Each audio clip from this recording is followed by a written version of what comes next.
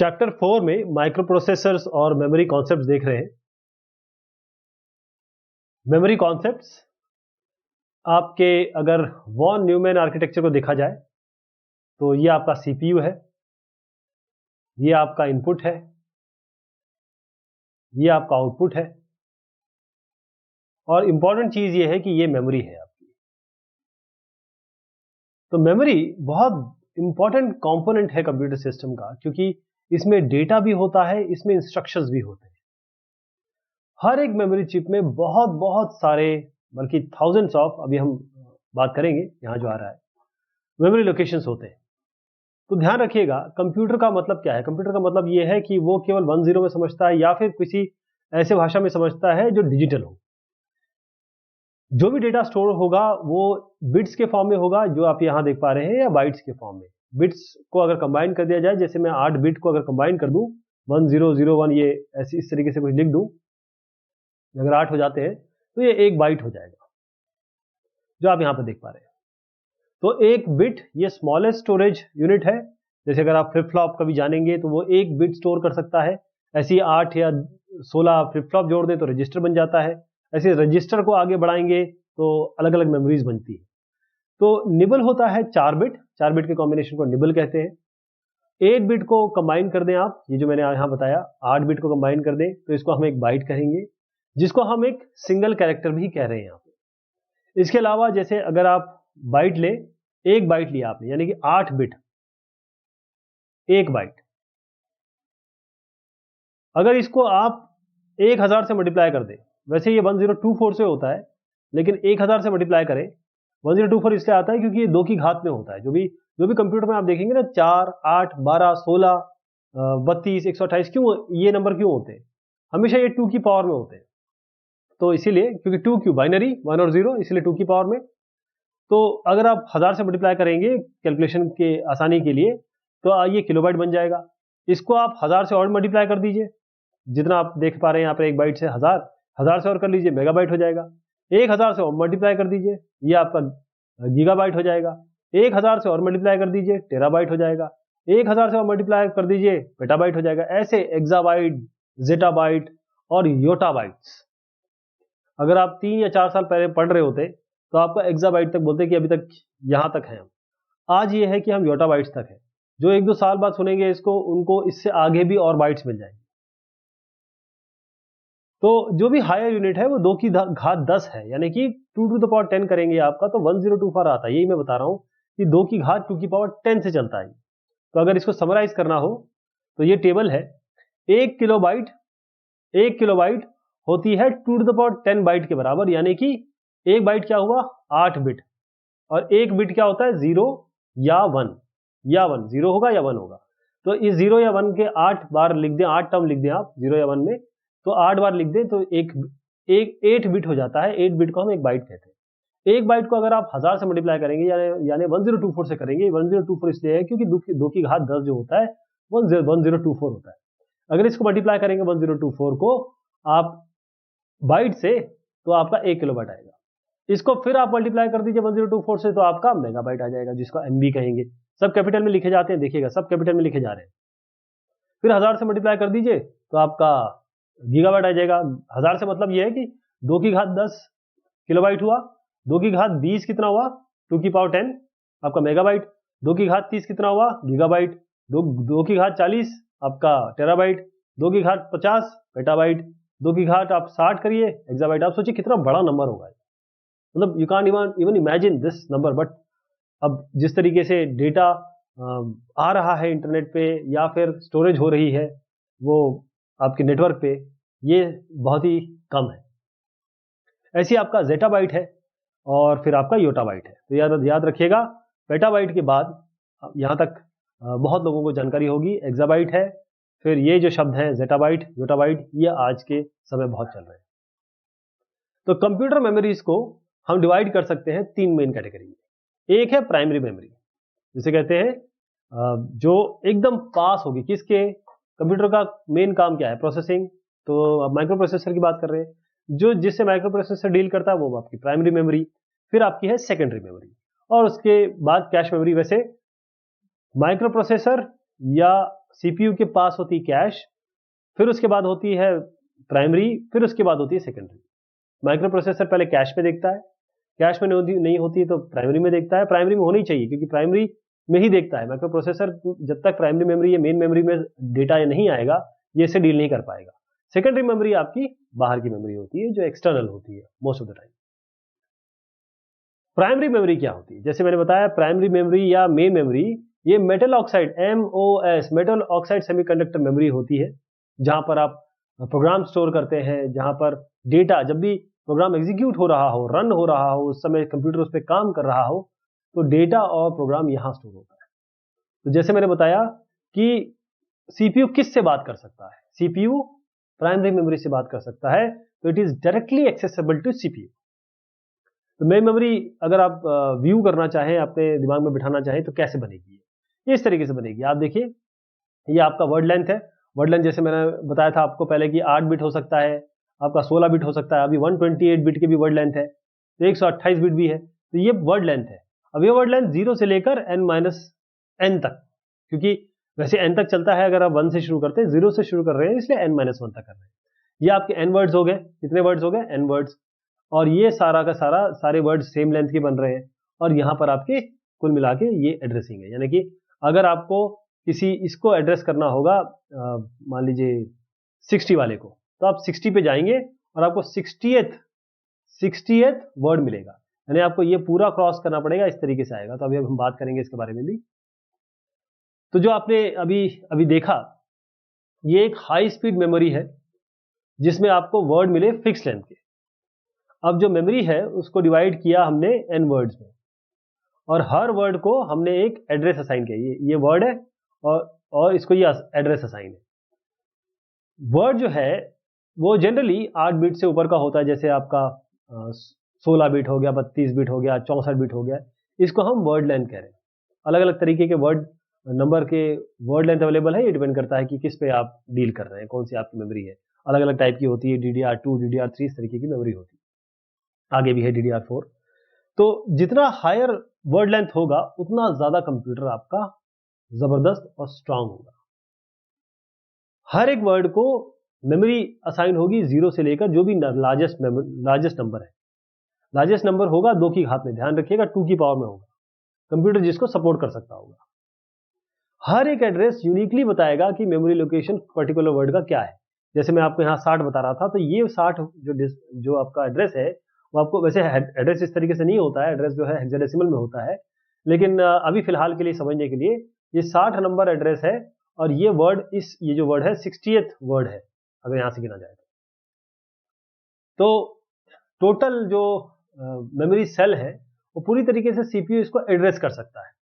जितनी address lines होगी address bus में, यानी मान लीजिए एड्रेस बेस आपका 16 बिट है, तो कितने एड्रेस यूनिकली आइडेंटिफाई कर सकता है सीपीयू? एड्रेस कर सकता है 2 to the power 16। अगर n लाइंस है तो 2 to the power n address location memory में होंगे, और उतने ही वो एड्रेसिंग कर सकता है। तो इसलिए जो एड्रेस बस होता है उसकी लेंथ से ही सीपीयू नापा जाता है कि सीपीयू कितने बिट का, 32 बिट। एड्रेस बस देख लीजिए कितने बिट की है। ओके, तो मेमोरी को आप रीड भी कर सकते हैं, राइट भी कर सकते हैं, मतलब इस मेमोरी में आप रीड राइट दोनों हो सकता है। ऐसी भी मेमोरी है जहां पर डेटा परमानेंटली स्टोर है, यहां पर आप केवल रीड ही रीड कर सकते हैं, राइट नहीं कर सकते। उनको हम रोम कहते हैं, रीड ओनली मेमोरीज कहते हैं। तो प्राइमरी मेमोरी की बात करें तो 2 टाइप की मेमोरी है। जब आपका कंप्यूटर जब बूट होता है तो आप देखें तो उस समय तो रैम एक्टिवेटेड नहीं है अभी, तो कैसे कंप्यूटर एक्टिवेट हुआ? वो रोम से होता है। जैसे मैंने आपको बायोस के बारे में, POST के बारे में बताया था, ये सारे काम जो होते हैं रैम में एम्बेडेड होते हैं, वहां से ये चीजें चलती है। जब एक बार ये हो जाता है, ऑपरेटिंग सिस्टम वगैरह कंट्रोल आ जाता है, तो ऑपरेटिंग सिस्टम जब रैम में आता है तब चीजें शुरू होती है। तो रोम क्या होता है? वो चीज जहां पर चीजें हार्डवायर्ड है उस पर आप राइट नहीं कर सकते, क्या रीड कर सकते हैं। रैम ऐसा है, इसी का नाम इसलिए रैंडम एक्सेस मेमोरी लिखा हुआ है कि आप किसी भी पॉइंट पे जाके एड्रेसिंग कर सकते हैं और डेटा ले सकते हैं, इंस्ट्रक्शन ले सकते हैं। इसे हम रैंडम एक्सेस मेमोरी कहते हैं। तो रैंडम एक्सेस मेमोरी किसी भी लोकेशन में, ये आपका एक वर्ड लेंथ है, मान लीजिए 32 बिट है, और 0 से लेकर n-1 तक कोई भी एड्रेसिंग हो सकती है। तो ये 60 पे भी जा सकता है, 160 पे भी जा सकता है, 1060 पे भी जा सकता है, जो मैक्सिमम n-1 हो उसके नीचे। राइट।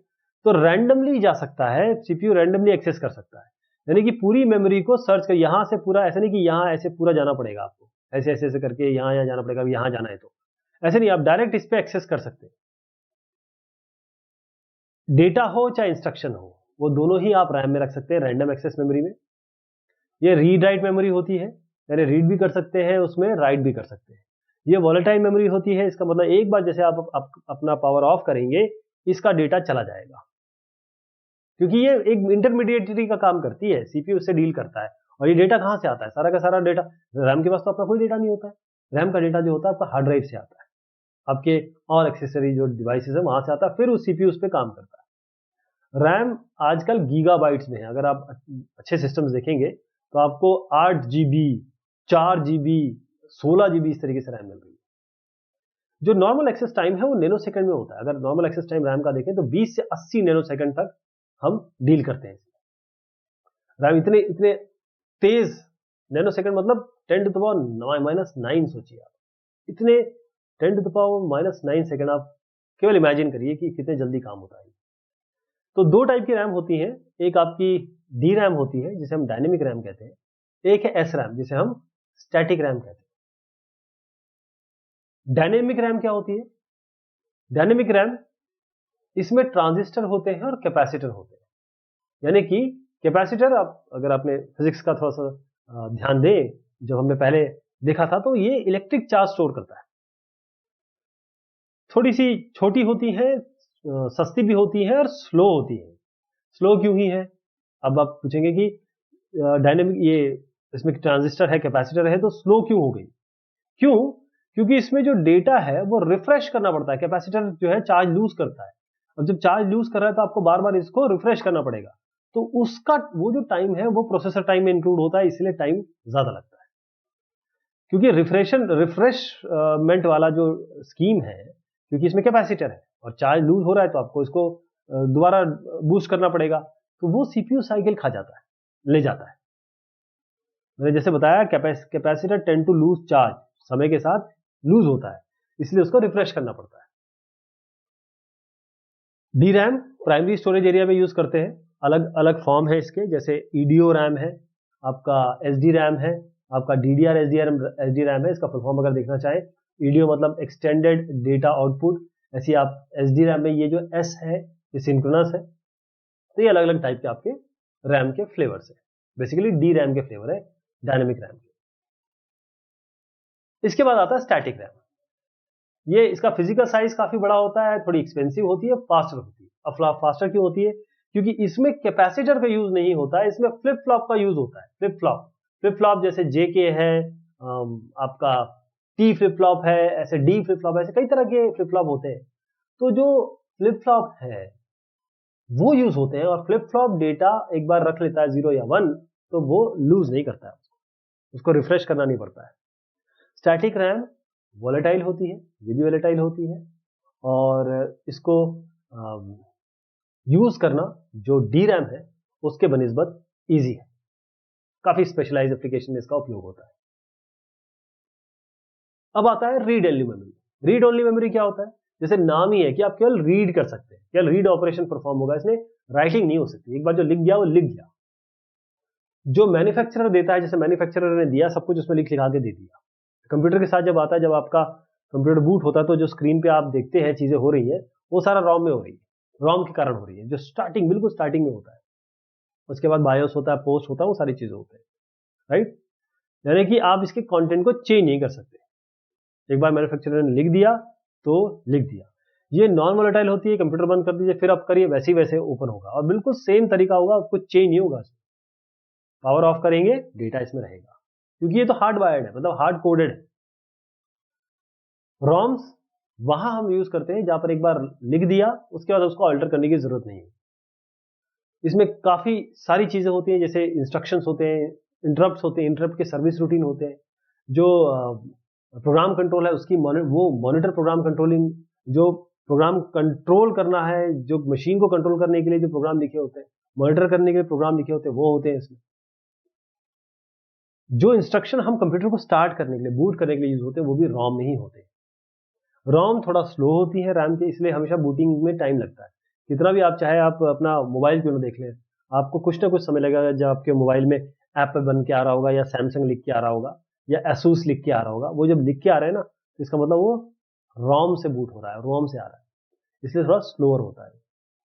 तो अलग अलग फ्लेवर्स है इसके। आपका पी रोम है, प्रोग्रामेबल रीड ओनली मेमोरी। एक बार मैन्युफैक्चरर ने बना दिया तो जैसे मैंने कहा रोम में चेंज नहीं हो सकता, लेकिन ये जो पी रोम है इसको आप उसके बाद ही प्रोग्राम कर सकते हैं, क्योंकि इसमें होते क्या है, इसमें इंस्ट्रक्शन प्रोग्राम ही तो होते हैं, जैसे ये सब मैंने बताया आपको वही तो हो रहा है, तो आप इसको प्रोग्राम कर सकते हैं एक पी रोम प्रोग्रामर सर्किट का यूज करके। लेकिन एक बार आपने प्रोग्राम कर दिया पी रोम को भी, है ना, फिर उसके बाद नहीं चेंज कर सकते, ये भी है इसके साथ, बार बार नहीं कर सकते आप, एक बार कर दिया बस काफी है। फिर है ईपी रोम। अब आप सोचेंगे कि एक बार कर दिया फिर कैसे दोबारा करना है, तो उसके लिए ईपी रोम है। ये इस टाइप की रोम होती है जहां पर कंटेंट को आप इरेज कर सकते हैं, दोबारा रीप्रोग्राम कर सकते हैं। तो उसके लिए अल्ट्रावायलेट लाइट इस पे छोड़ी जाती है, एक्सपोज किया जाता है और फिर इसको रीप्रोग्राम किया जाता है अगेन पीरोम प्रोग्रामर सर्किट का यूज करके। जब ईपीरोम यूज में है बिल्कुल ये रोम की तरह ही बिहेव करती है, रोम की तरह ही दिखती है, रोम की तरह ही इसका आंकलन होता है, यानी इंफॉर्मेशन केवल रीड हो पाएगा और राइटिंग वाइटिंग कुछ नहीं हो पाएगी। अब आता है ईईपी रोम, जैसे यहाँ अल्ट्रावायलेट था, अब यहाँ पर क्या होता है, जो कंटेंट है रोम के उसको आप इरेज कर सकते हैं, उसके बाद दोबारा रीप्रोग्राम कर सकते हैं इलेक्ट्रिकल सिग्नल द्वारा। किसके द्वारा? इलेक्ट्रिकल सिग्नल द्वारा। इसका मतलब ये है ये रैम का एक बहुत बढ़िया बैकअप बन सकता है जब रैम से कंटेंट लूज हो गया, जब पावर आपने ऑफ कर दिया, जब पावर रिटर्न होगा तो ईईपी रोम में जो भी कंटेंट होगा आपका वो फिर से रैम में डाल दिया जाएगा, है ना। रैम में दोबारा आ गया तो रैम से इसका जो डेटा चला गया था, जैसे हम कह रहे हैं कि रैम तो वोलेटाइल होती है, इसका डेटा तो चला जाता है, तो ईईपी रोम में डेटा आ गया, जब स्विच ऑफ किया, ईईपी रोम क्या है, इलेक्ट्रिकली इरेजेबल प्रोग्रामेबल है, इसमें डेटा आ गया, जैसे ही आपका कंप्यूटर अप हुआ रैम ईईपी रोम से डेटा उठ के रैम में चला आया और कंप्यूटर बिल्कुल वहीं से काम करता है। यही तो आप जब स्लीप कराते हैं, आप जब अपने हाइबरनेट कराते हैं सिस्टम को, तो होता क्या है, यही कार्यक्रम हो रहा होता है, राइट। आजकल रैम्स और ईईपी रोम्स ये सारे इंटीग्रेटेड है एक सिंगल चिप में। अब कैश मेमोरी की बात की जाए, कैश मेमोरी क्या होती है, ये एक बड़ी स्पेशल हाई स्पीड मेमोरी होती है जो स्टैटिक रैम से तो बनती है, एसरैम से बनती है, लेकिन बड़ी हाई स्पीड होती है। अब देखिए मान लीजिए मैं एक एग्जांपल लेता हूं कि आप क्या करते हैं, आप अपने जूते, आपके पास 10 जूते हैं, आप उसमें से 2 पहनते हैं, तो आप क्या करेंगे, किसी जगह पे 2 जूते रख देंगे और बाकी 10 आपके वार्डरोब में या कहीं होंगे। तो जैसे ही आप जूता सर्च करेंगे आप यहाँ पर इन दोनों में से एक उठा लेंगे, है ना, तो इस 10 में से 8 बचे, 2 यहाँ आ गए। तो आप क्या करते हैं, हर बार पहले यहाँ ढूंढते, क्योंकि ये डेली बेसिस पे आप करते हैं। अगर आप किसी पार्टी में जाना हो तो फिर आप यहाँ से उठाते हैं फिर लेके आते हैं। रैम यही है, रैम बिल्कुल ये 2 जो रखे हैं ना वो रैम है, यानी कि ये जो फ्रीक्वेंटली यूज डेटा है या इंस्ट्रक्शन है उसको रखने में काम आती है। आप ये समझिए कि जो प्रोसेसिंग स्पीड है सीपीयू की वो किसी भी मेमोरी से बहुत फास्ट है, मेन मेमोरी से भी बहुत फास्ट है। तो मेन हमारा जो भी कंप्यूटर साइंस वाले हैं उनका मेन ये ध्यान रहता है, चाहे वो हार्डवेयर वाले हो सॉफ्टवेयर वाले हो, कि सीपीयू आइडल ना बैठे, सीपीयू खाली ना बैठे।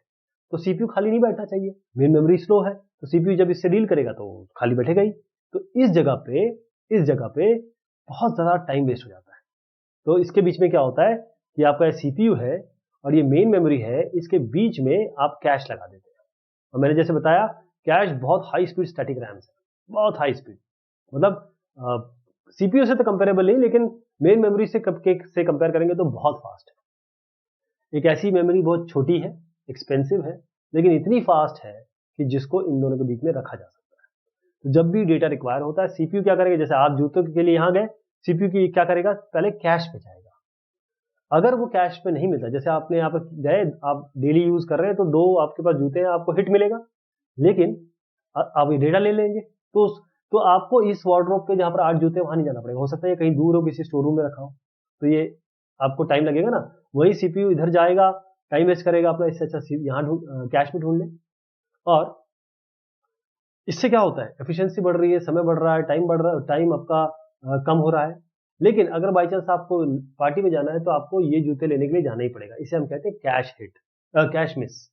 अगर आपको मिल जाता है तो कैश हिट, अगर आपको नहीं मिलता है तो कैश मिस, तो आपको यहाँ से लाना पड़ेगा। तो वो थोड़ा सा टाइम कैश में लाने के लिए जरूर लगेगा। तो हम ये कोशिश करते हैं, या जो भी डेवलपर्स हैं या हार्डवेयर के डिजाइनर है, वो हमेशा कोशिश करते हैं कि कैश हिट मैक्सिमम से मैक्सिमम हो और कैश मिस सबसे कम हो, कम से कम हो, राइट। तो दो टाइप की कैश मेमोरी है आपके पास, L1 कैश है, L2 कैश है, इसके अलावा भी आ गई हैं, अभी फिलहाल इनकी बात कर लेते हैं। L1 कैश छोटी होती है और ये सीपीयू के अंदर ही होती है, ये बहुत बड़ी बात है। मैं अभी बता रहा था सीपीयू इससे डील करता है, तो सीपीयू के अंदर ही अगर आप उसी चिप में लगा दें उसको, तो L2 से बहुत फास्ट होती है, क्योंकि सीपीयू क्या है, जैसे आपके एक घर में आदमी है और एक पड़ोस में आदमी है, घर वाले से कैसे बात करेंगे, पड़ोस से कैसे बात करेंगे, घर वाले से तो फटाफट बात कर लेंगे। तो इसका मतलब L1 कैश पड़ोसी नहीं है, घर में ही है सीपीयू के, इसलिए फास्ट होती है। L2 कैश थोड़ी इससे बड़ी होती है L1 से, और ये मदरबोर्ड में माउंटेड होती है एक सीपीयू के अंदर। देखिए ये पूरा मदरबोर्ड है, सीपीयू यहाँ है, सीपीयू के अंदर L1 कैश है, इस मदरबोर्ड के अंदर आपका L2 कैश है, लेवल 2 कैश कहते हैं इसको, लेवल 1 लेवल 2 कैश। अब आते हैं हम सेकेंडरी मेमोरी पे। सेकेंडरी मेमोरी क्या होती है, जैसे इसका नाम ही है कि यार ये सेकेंडरी है, प्राइमरी नहीं है, मतलब रैम टाइप कुछ हम जो डील करना चाह रहे थे, हाई स्पीड जो मेमोरी हम देख रहे थे जो SRAM से बनी हो। अब सेकेंडरी मेमोरी में कह रहे हैं कि हमको, प्राइमरी मेमोरी तो एक्सपेंसिव भी है, उसकी जगह भी कम है, मतलब साइज भी कम है। आप देखिए आपके सिस्टम में कितनी होगी, 4 MB रैम होगी या 4 GB रैम होगी, 8 GB रैम होगी, आप अभी देख सकते हैं। लेकिन अगर आप उस पर जाएंगे आपके स्टोरेज कैपेसिटी वाले सेकेंडरी मेमोरी में, तो आपको वो टेराबाइट्स में मिलेगी, ओके। और प्राइमरी मेमोरी की दिक्कत ये है कि जगह भी कम है, वॉलेटाइल भी, एक बार पावर गया तो इसका डेटा चला जाता है।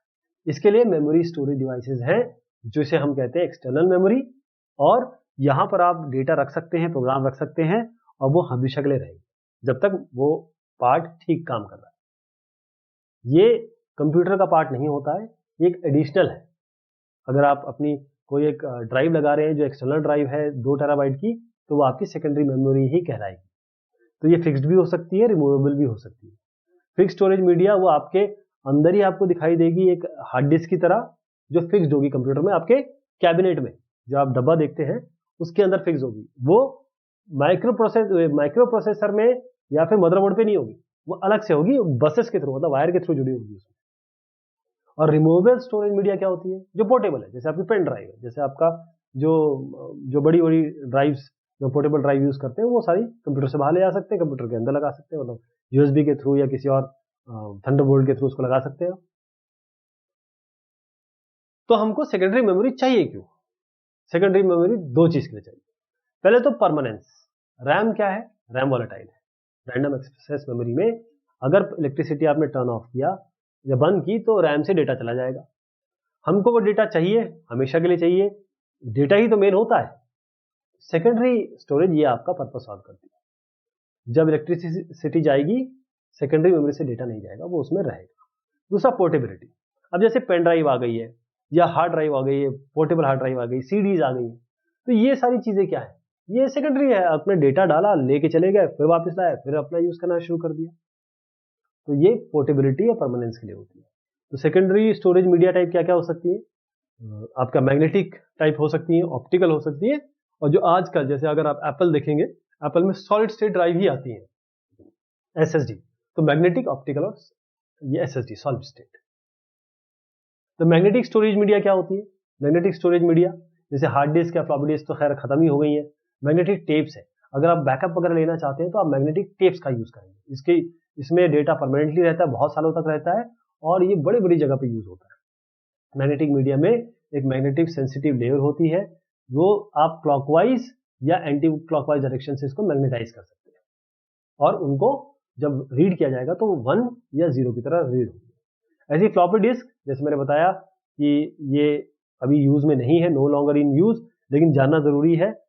ये माइलर से बनता है, इसमें माइलर होता है और यहाँ पर आपका मैग्नेटिक कोटिंग होती है। इसके बाद बाहर एक प्रोटेक्टिव प्लास्टिक एनवलप आपको मिलेगा। अगर कोई देख पाए, किसी के हाथ लगे, तो ये जरूर आपको देखिएगा।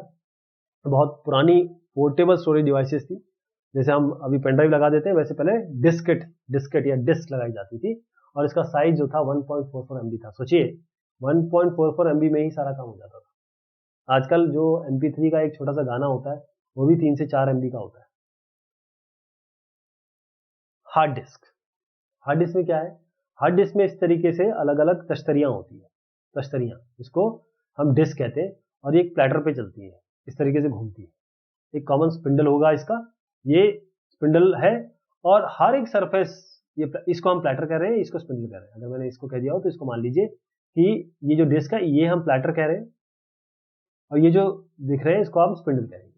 तो हर एक जो आपका इंडिविजुअल प्लेटर है इसमें मैग्नेटिक मटेरियल होता है, और दोनों ही सरफेस यहां भी और यहां भी ये डेटा स्टोर कर सकते हैं। तो यहां पर इसको ये घूमता है, यहां पर रीडिंग हेड होता है, वो ये घूमता है, और इस रीडिंग हेड से डेटा पढ़ा जाता है, रीडिंग किया जाता है, राइटिंग की जाता है इस हेड द्वारा। और ये जो हो गए, ये जो हेड है वो भी एक कॉमन आर्म होता है जिसे हम एक्सेस आर्म कहते हैं, वो यहाँ पर होगा। तो ये यहाँ भी जा सकता है, यहाँ भी जा सकता है, इस तरीके से ऊपर नीचे होता है और रीड करता है। ये घूमती है, इस तरीके से ये घूमेगी और ये रीड करेगा इसको, राइट। अगर इसको फिगर की तरह देखना चाहें तो कुछ इस तरीके से है, ये रोटेट हो रही है, एक पैटर्न देखिए, और ये आपके अलग अलग ट्रैक्स हैं। देखिए हाँ, कोई भी अगर आप ड्राइव लें, उसको जब हम फॉर्मेट करते हैं या फिर एक नई तरीके से आती है तो उसमें सेक्टर्स बने होते हैं। तो इसमें देखिए सेक्टर गोलाई में है और ट्रैक्स है, हर एक ट्रैक में अलग अलग सेक्टर्स होते हैं। ये आपका रीड राइट है, और ये जो आप देख रहे हैं ये आपके अलग अलग सिलेंडर्स हैं। ये प्लेटर है, यहाँ पर आप रीड करेंगे, इस तरीके से रीड करेंगे, ये आपका यहाँ भी हो सकता है, यहाँ भी रीड कर सकते हैं, राइट। तो इस तरीके से ये आपका टॉप व्यू है, ये आपका साइड व्यू है। तो इन्फॉर्मेशन, जैसे मैंने कहा कि कॉन्सेंट्रिक सर्कल में यहाँ पर है, जिसे हम ट्रैक कह रहे हैं। ट्रैक जो होता है उसके अंदर फर्दर आप सेक्टर में डिवाइड करते हैं, सेक्टर में असली डेटा होता है, असली डेटा जो होगा सेक्टर में होगा। बहुत ज़्यादा पोर्टेबल नहीं है ये, और पहले यूज़ होती थी, आज भी यूज़ हो रही हैं, लेकिन जो एक्सटर्नल ड्राइव्स हैं वो पोर्टेबल स्टोरेज का आजकल सब्स्टिट्यूट बन गई। आजकल की जो हार्ड डिस्क है उनकी जो स्टोरेज कैपेसिटी है वो टेराबाइट्स तक जा रही है। इसके बाद आता है आपका ऑप्टिकल स्टोरेज मीडिया। अब यहाँ पर जो ऑप्टिकल स्टोरेज मीडिया मतलब जो डेटा होगा वो रीड और राइट कैसे होगा, रीड वो लेजर से होगा, लेजर से ऑप्टिकली होगा मतलब। तो डेटा जो है ना इस तरीके से बहुत छोटा, आप देख भी नहीं पाएंगे, इस तरीके से ना पिट्स और पिट्स में स्टोर होता है। यहाँ ऐसे ऐसे डेटा स्टोर होगा, ये एक 0 होगा, एक 1 होगा, इस तरीके से स्टोर होता है। सीडीज और डीवीडीज में इस तरीके से होता है, बहुत माइक्रो में जाएंगे तब आपको ऐसे दिखाई देगा। कॉम्पैक्ट डिस्क, सीडी, आजकल डीवीडीज ने इनकी जगह ले ली है, लेकिन सीडीज का भी जानना बहुत जरूरी है। करीबन 700 MB तक आप इसमें डेटा स्टोर करते हैं। सीडी ड्राइव होती है, उसमें लगाइए, वो ड्राइव उसको पढ़ता है। जो बिट 0 और 1 है, जैसे मैंने आपको बताया था, इसमें ये रेज रिजेस और एज पिट्स, इस तरीके से डेटा स्टोर होता है स्पाइरल लाइक पैटर्न में। ये जो पैटर्न होगा वो स्टैम्प होता है आपके 1.2 मिलीमीटर क्लियर पॉलीकार्बोनेट डिस्क में, जिसे सीडी का मतलब होता क्या है, carbonate disc, polycarbonate disc, CD इसी से बना हुआ है। उसके ऊपर एक बड़ी फाइन कोटिंग होती है रिफ्लेक्टिव मेटल की, जो एल्यूमिनियम या गोल्ड का हो सकता है, और फिर लेबल भी होता है, यहाँ पर आप लेबल भी देख सकते हैं, अपना नाम वगैरह। तो अगर रीड करना हो डिस्क से तो एक इंफ्रारेड लेजर बीम होती है जो सीडी के पॉलीकार्बोनेट सबस्ट्रेट के थ्रू जाती है।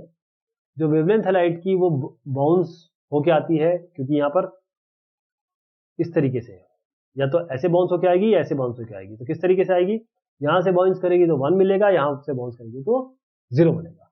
तो जो पिट है वो स्कैटर करेगा लाइट को, और रिज क्या करेगा, रिफ्लेक्ट करेगा। ये स्कैटर कर देगा इस तरीके से, ये रिफ्लेक्ट कर देगा। तो जो पिट्स और रिजेस है ये अलग अलग टाइप की लाइट आपको देता है। जो फ्लक्चुएशन है इस रिफ्लेक्टेड बीम का, एक बार स्कैटरिंग हो रही है, एक बार रिफ्लेक्शन हो रहा है, वो आपके जीरोज या वंस के हिसाब से पढ़ा जाएगा। देखिए कितना कॉम्प्लेक्स और कॉम्प्लिकेटेड है चीज़, लेकिन बहुत अच्छे से यूज हो रही है चीज़ें और बहुत बढ़िया चल रही है।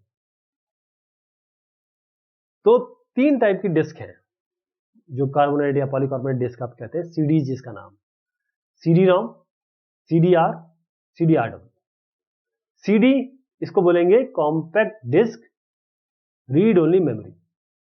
इसका मतलब ये है कि मैन्युफैक्चरर ने जो डेटा लिख दिया वो लिख दिया, डेटा इसमें चेंज नहीं कर सकते, केवल आप लेजर बीम से इसको पढ़ सकते हैं कंटिन्यूस स्पाइरल के रूप में। सीडी रॉम्स में आप टेक्स्ट है, ऑडियो है, वीडियो है, गेम्स है, इंसाइक्लोपीडिया, जो भी आप एप्लीकेशन सॉफ्टवेयर भी रख सकते हैं। सीडीआर, ये आपका रिकॉर्डेबल, सीडीआर का मतलब होता है कॉम्पैक्ट डिस्क रिकॉर्डेबल। एक बार लिखा जाता है लेकिन केवल एक ही बार लिख सकते हैं, मतलब आपके पास खाली आएगी, एक बार लिख दीजिए बस, राइट। तो एक बार आप लिख देंगे, उसके बाद दोबारा नहीं लिख सकते, मतलब it can not be erased और मॉडिफाइड। फिर उसको यूज करिए आप एक बार लिखने के बाद।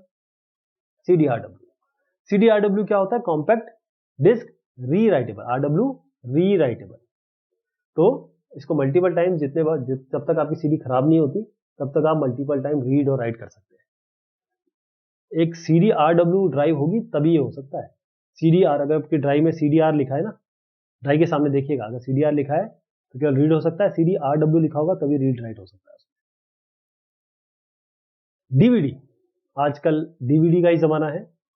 इसका फुल फॉर्म है डिजिटल वर्सेटाइल डिस्क, या इसको कई बार बोलते हैं जैसे ब्लू रे और ये बाकी और उत्पत्ति जो हो गई है, इसको हम डिजिटल वीडियो डिस्क भी बोल सकते हैं। ये बिल्कुल आपको दिखाई एकदम सीडी की तरह दी। इसका टेक्नोलॉजी भी बिल्कुल सेम है, लेकिन इसमें लाइट जो यूज हो रही है ना, वो शॉर्टर वेवलेंथ की है, तो बीम बड़ी नैरो आती है इसमें। इसका मतलब जो ट्रैक्स है, ये जो आप ये जो देख रहे हैं ना, ये ट्रैक्स जो इसके अंदर रखे जाते हैं वो बहुत कम डिस्टेंस पे भी रख सकते हैं। आप याद रखिएगा, सीडी की कैपेसिटी कितनी थी? 7। आजकल जो नॉर्मल डीवीडी आ रही है वो 4.7 जीबी की आ रही है। तो ये बड़ा एक पैराडाइम शिफ्ट कह सकते हैं इसको पोर्टेबल स्टोरेज टेक्नोलॉजी में। 2 हाफ सीडी लाइक दिखती है ये, मतलब ऐसा लगता है कि जैसे 2 सीढ़ियां बगल, मतलब उल्टा करके चिपका दी गई। तो 2 हाफ थिकनेस 0.6 mm के सीडी इसमें ग्लूड बैक टू बैक होती है। इसका मतलब ये होता है कि जो भी रिफ्लेक्टिव कोटिंग है वो अंदर की, उससे बचती है। पहली चीज तो ये डबल साइडेड डीवीडी होती है, यहां से भी पढ़ लीजिए, यहां से भी पढ़ लीजिए, बैक साइड से भी पढ़ लीजिए। इसका मतलब जो डिस्क है वो दुगना, मतलब उस डिस्क में दुगना डेटा स्टोर कर सकते हैं। तो मैं जो बता रहा था 4.7 से 17 जीबी तक डेटा इसमें स्टोर कर सकते हैं, यानी पूरी की पूरी मूवी तो स्टोर कर ही सकते हैं, साथ में एक कॉम्बिनेशन, मतलब एक सीरीज भी आप इसमें रख सकते हैं। अगर आप शेल्डन की सीरीज देखें या how I met my mother, इस तरीके की सीरीज पूरी आ सकती है। DVD ROM, DVD R, DVD RW, ये 3 वैरायटीज में आती है। ब्लू-रे डिस्क, ब्लू-रे डिस्क ये बड़ा लेटेस्ट ऑप्टिकल स्टोरेज मीडिया है। इसमें आप HD high definition audio video रख सकते हैं। ये भी सीडी और डीवीडी की तरह ही दिख सकती है, लेकिन 27 जीबी तक डेटा आप रख सकते हैं अगर सिंगल लेयर है, और अगर डबल लेयरिंग हो गई तो फिर तो 54 जीबी तक जाता है डेटा। तो जो सीडी और डीवीडी वो रेड लेजर बीम यूज करते हैं, जबकि ब्लू का नाम, ब्लू देखिए नाम इसका ब्लू रे डिस्क है, ये ब्लू लेजर यूज करता है डिस्क को रीड या राइट करने में, इसलिए इसका नाम है ब्लू रे। और ब्लू का फिर और देख लीजिए, ब्लू तो और शॉर्टर हो गई, तो और डेटा पर यूनिट एरिया आप स्टोर कर सकते हैं क्योंकि शॉर्टर वेवलेंथ है।